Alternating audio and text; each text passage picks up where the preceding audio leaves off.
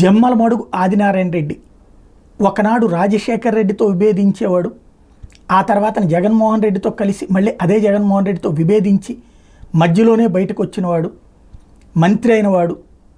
ఆ తర్వాతన ఓటమి పాలయ్యారు, భారతీయ జనతా పార్టీలో చేరారు.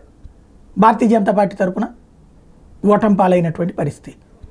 అలాంటి ఆదినారాయణ రెడ్డి ఇప్పుడు భారతీయ జనతా పార్టీ తరఫున గెలిచే పరిస్థితి లేదనుకున్నటువంటి టెస్ట్ నుండి చిట్ట చివరికి జమ్మల మడుగులో విజయం సాధించి చూపించగలిగారు. అయితే ఆ సందర్భంలో తన సోదరుడి కొడుకు అయినటువంటి ఉపేష్ రెడ్డి వాస్తవంగా తనకి తెలుగుదేశం పార్టీ తరఫున పంపించింది ఆయన బీజేపీలో ఉన్నారు కాబట్టి పొత్తు ఉండదనుకున్నటువంటి ఉద్దేశంతో చివరిలో పొత్తు కుదిరేటప్పటికీ తన సోదరుడి కొడుకునేమో ఎంపీగా తెలుగుదేశం తరఫున తను జమ్మల మడుగు నుంచి పోటీ చేశారు. తను విజయం సాధించేశారు.